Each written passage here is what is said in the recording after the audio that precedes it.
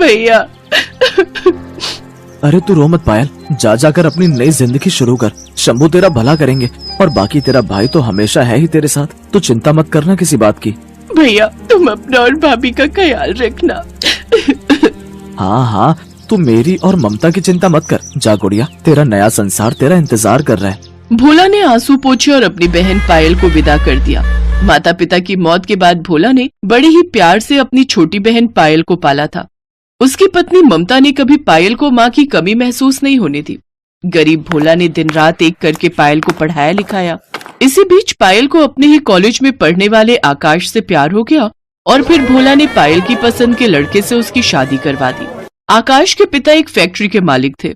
भोला और ममता को इस बात का सुकून था कि अब पायल की जिंदगी बदल जाएगी, और हुआ भी वैसा ही। उसी शाम पायल के ससुराल में। अगर खुश हो तो विदाई के टाइम पर इतना रो क्यों रही थी? अरे वो तो हर लड़की की आंखों में आंसू आ ही जाते हैं। और खामखा अपने भाई और भाभी को भी रुला दिया तुमने। वो मेरे भाई भाभी नहीं है, मेरे माता पिता हैं। वो माँ बाबा के जाने के बाद उन्होंने कभी किसी चीज की कमी महसूस नहीं होने दी मुझे। और पता है, मेरी पढ़ाई और फिर मेरी शादी के लिए दोनों ने अपनी सारी ख्वाहिशें दबा दी। मैं समझता हूँ। सब ठीक चल रहा था। इधर आकाश और उसका बड़ा भाई अशोक अपने पिता की फैक्ट्री चला रहे थे, और उधर भोला अपने गांव में खेती किसानी करके अपना गुजारा चला रहा था। फिर एक दिन आकाश और अशोक के पिता को हार्ट अटैक आया और वो स्वर्ग सिधार गए। उनके जाने के बाद फैक्ट्री का सारा भार अब अशोक और आकाश पर आ गया। दोनों भाई फैक्ट्री का पूरा काम संभालने लगे, लेकिन दिक्कत सिर्फ आकाश के घर नहीं आई थी। उस साल भोला के गांव में भी ऐसा सूखा पड़ा कि भोला को खाने के लाले पड़ गए। जब पायल मायके आई तो अपने भैया भाभी की हालत देखकर उसे बहुत अफसोस हुआ, और फिर उसने वापस आकर अपने पति से कहा, सुनो, इस बार गांव में बहुत भयंकर सूखा पड़ा है। बारिश की एक बूंद नहीं पड़ी। भैया की सारी फसल सूख गई। ओहो, फिर तो बड़ी दिक्कत हो गई होगी। मैं भैया की मदद करना चाहती हूँ। हाँ, क्यों नहीं, आखिर वो तुम्हारे भाई हैं। एक काम करो, तुम भैया भाभी को यहीं ले आओ। इतना बड़ा घर है और फिर पिताजी का कमरा भी तो अब खाली पड़ा है। भैया भाभी वहीं आराम से रह लेंगे। ठीक है, मैं बात करती हूँ उनसे। पायल अगले ही दिन मायके के लिए रवाना हो गई और उसने भोला और ममता को अपने साथ रहने को कहा, लेकिन भोला इसके लिए तैयार नहीं हुआ।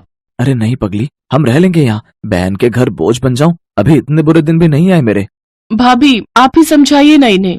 पायल तुम चिंता मत करो, हम ठीक है यहाँ। रसोई में खाली डब्बे देखे हैं मैंने। अच्छा, अगर आप दोनों मेरे घर नहीं रह सकते तो एक काम तो कर सकते हो। मेरे पति की इतनी बड़ी फैक्ट्री है, इतने सारे लोग काम करते हैं वहाँ। आप शहर आ जाओ और हमारी फैक्ट्री में काम करो। इसमें तो कोई दिक्कत नहीं है ना। पायल की जिद के आगे भोला को झुकना ही पड़ा। भोला और ममता पायल के साथ शहर आ गए। अशोक ने भोला को अपनी फैक्ट्री में सुपरवाइजर का काम दे दिया। फैक्ट्री में जो माल तैयार होता था उसे ट्रकों में लोड करवाने और माल का पूरा हिसाब रखने की जिम्मेदारी अब से भोला की थी। इस काम के लिए भोला को अच्छी तनख्वाह मिल रही थी और भोला भी मन लगाकर अपना काम कर रहा था। उसकी आर्थिक स्थिति सुधरने लगी और ये देखकर पायल भी खुश थी। लेकिन फिर एक दिन क्या हुआ? आप कुछ परेशान लग रहे हो? कुछ खास नहीं, सब ठीक है। नहीं, कुछ तो बात है। आपको मेरी कसम सच बताओ। पायल, फैक्ट्री से माल गायब हो रहा है, जिससे बहुत नुकसान हो रहा है। गायब हो रहा है मतलब? जितना प्रोडक्शन हो रहा है उतना आउट नहीं जा रहा है। लोडिंग में कुछ तो गड़बड़ हो रही है। हाँ, तो जहाँ गड़बड़ है वहाँ के सुपरवाइजर से पूछो। पायल, वो तुम्हारे भाई हैं। अपने भाई का नाम सुनते ही पायल को सांप सूंघ गया। वो कुछ नहीं बोल सकी और वहाँ से चुपचाप अपने कमरे में चली गई। उसे समझ नहीं आ रहा था कि उसका भाई बेईमान कैसे हो गया। फिर उसी शाम, सुनो पायल, मुझे तुमसे एक बात करनी है। जी बताइए। देखो, तुम बुरा मत मानना, लेकिन मैंने तुम्हारे भाई को काम से निकाल दिया। मैंने सीसीटीवी फुटेज देखी तो रात में तुम्हारा भाई पेटी निकालकर ट्रक में नहीं बल्कि कहीं और ही लेकर जा रहा था, और फिर कैमरे की कवरेज से बाहर हो गया। अशोक भैया ने तुम्हारे भाई की चोरी पकड़ ली, लेकिन वो तुम्हारे भैया हैं, इसलिए हमने पुलिस को इन्वॉल्व नहीं किया। ये सब सुनते ही पायल रोने लगी और फिर आकाश के जाते ही वो सीधा भोला के घर पहुँच गई। वो गुस्से से तिलमिलाई हुई थी। ये आपने ठीक नहीं किया भैया। मेरे पति ने आपके बुरे वक्त में आपका साथ दिया और आपने उन्हें ठगने की कोशिश की। तुम गलत समझ रही हो पायल, इन्होंने ऐसा कुछ नहीं किया। बस करिए भाभी, इन्होंने तो जाने दिया, लेकिन इससे पहले कि मैं खुद पुलिस को बुला लूं, आप दोनों वापस गांव चले जाइए। मुझे आप दोनों की शक्ल नहीं देखनी आज के बाद। भोला की आंखों में आंसू थे। वो कुछ नहीं बोला। दरअसल वो पायल से आंखें ही नहीं मिला पा रहा था। उधर ममता जब घर वापस आ रही थी तभी एक भागता हुआ आदमी उसकी कार से टकरा गया और फिर, मैडम मुझे बचा लो। अशोक सर, वो मुझे मार डालेंगे। मुझे आकाश सर के पास ले चलो जल्दी। अरे पर तुम हो कौन? मैडम, मैं आपकी फैक्ट्री में मजदूर हूँ, मैं सब बताऊंगा, पर पहले मुझे आकाश सर के पास ले चलो। पायल उस मजदूर को अपने साथ कार में बिठाकर अपने घर ले गई, जहाँ आकाश चाय पी रहा था। सर मुझे बचा लो। अरे दीनानाथ, तुम यहाँ? और तुम इतने घबराए हुए क्यों? क्या हुआ? सर मैडम के भाई बेकसूर है, फैक्ट्री में घोटाला अशोक सर ने किया है। क्या बक रहे हो? मैंने खुद देखा सीसीटीवी फुटेज। सर वो सब झूठ है। आपने भोला सर के हाथ में पेटी देखी, पर उस पेटी में क्या था ये आपने नहीं देखा। उस रात को जब ट्रक लोड हो रहा था तो मैं भी वहीं काम कर रहा था। भोला सर ने देखा कि ट्रक पंचर है, तब उन्होंने ट्रक वाले से पंचर लगाने को कहा, लेकिन रात होने की वजह से ट्रक वाले ने मना कर दिया। तब भोला सर ने खाली पेटी में सारे औजार रखे और खुद जाकर ट्रक का पंचर लगाया, ताकि ट्रक जल्दी से वहां से निकल सके और बाकी के ट्रक लोड हो सके, सामान पहुंचने में देरी ना हो, इसीलिए उन्होंने ऐसा किया। लेकिन उस फुटेज का गलत इस्तेमाल करके अशोक सर ने अपनी धांधलेबाजी उस भले आदमी के सर पर मर दी। फिर जब मैं आपको ये बताने के लिए आ रहा था तो अशोक सर ने मुझे जान से मारने की कोशिश की। मैं बड़ी मुश्किल से उनसे बचकर भागा हूँ सर। उस मजदूर की बात सुनकर पायल और उसके पति आकाश सकते में आ गए। आकाश जानता था कि अब उसे क्या करना है, और उसने वही किया जो सही था। उसने अपना बिजनेस अपने भाई से अलग कर लिया और खुद जाकर भोला से माफी मांगी। भोला ने आकाश और पायल को माफ भी कर दिया, लेकिन इस बार वो उनके साथ नहीं आया। प्रीति की बुआ शोभा दिल्ली में रहती थी। प्रीति के पिता धनराज चाहते थे कि प्रीति अपने कॉलेज की पढ़ाई शहर में अपनी बुआ के घर रहकर ही पूरी करे। प्रीति, तुम्हारी बुआ ने सोनिया के कॉलेज में बात कर ली है। तुम अपना सारा सामान पैक कर लो, कल सुबह की तुम्हारी बस है। प्रीति, शोभा दीदी बहुत अच्छे स्वभाव की हैं, वो तुम्हारा पूरा ध्यान रखेंगी। अगले दिन प्रीति अपनी बुआ के घर दिल्ली आ जाती है। सोनिया शोभा से कहती है, मम्मी आपको मेरा ही कॉलेज मिला था इस गांव की गवार के एडमिशन के लिए। सोनिया धीरे बोलो, प्रीति बाहर ही है और वो तुम्हारे मामा जी की बेटी है। भूलो मत, तुम्हारी माँ भी एक गांव से ही शादी करके शहर आई थी। मम्मी आप जो भी बोलो, पर मुझे इस गांव वाली से दूर ही रखना, वरना मेरा स्टेटस भी खराब हो जाएगा। पता नहीं, लग रहा है इसके आने से घर में गोबर जैसी बदबू आ रही है। मैं जरा नहा कर आती हूँ। प्रीति सोनिया के कमरे से आती आवाजों को सुन तो रही थी, पर अपनी बुआ के निर्मल स्वभाव के कारण वो उस वक्त चुप रही। अगले दिन प्रीति कॉलेज जाने के लिए तैयार होती है। तुम ये देसी सलवार कमीज में कॉलेज जाओगी? पर गांव में तो मैं यही सलवार सूट ही पहनती हूँ और मैं यही लेकर आई हूँ। नहीं नहीं प्रीति, ये अच्छा है जो भी तुमने पहना है। सोनिया को तो फिजूल में मजाक करने की आदत है। वैसे मैंने ड्राइवर को बोल दिया है, तुम सोनिया के साथ ही कॉलेज चली जाओ। सोनिया, प्रीति का कॉलेज में पहला दिन है, इसका ख्याल रखना। सोनिया मुंह बनाती हुई गाड़ी में जाकर बैठ जाती है। प्रीति भी उसके साथ चुपचाप गाड़ी में बैठ जाती है। पूरे रास्ते प्रीति सोनिया से बात करने की कोशिश कर रही थी, पर सोनिया बार बार अपने मेकअप में और अपनी सेल्फी लेने में ही व्यस्त रही। सोनिया कॉलेज आने से थोड़ी देर पहले ही ड्राइवर को गाड़ी रोकने के लिए कहती है, ड्राइवर गाड़ी रोको, प्रीति गाड़ी से नीचे उतरो। पर सोनिया मैडम, आपका कॉलेज तो अभी थोड़ा आगे है। ड्राइवर, तुमसे जितना कहा जा रहा है उतना सुना करो। और प्रीति, तुम यहाँ से कॉलेज अकेले जाओगी पैदल। मैं नहीं चाहती कि मेरी फ्रेंड्स तुम जैसी गांव की गवार को मेरे साथ गाड़ी से उतरते हुए देखें। सोनिया प्रीति को गाड़ी से उतार देती है और गाड़ी आगे चली जाती है।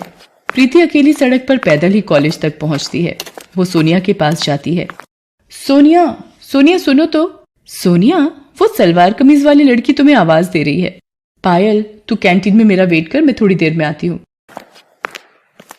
क्या बात है प्रीति, मैंने तुमसे कहा था मेरे से कॉलेज में दूर रहना, पर तुम सबके सामने इतनी तेज आवाज लगाकर क्यों बुला रही हो?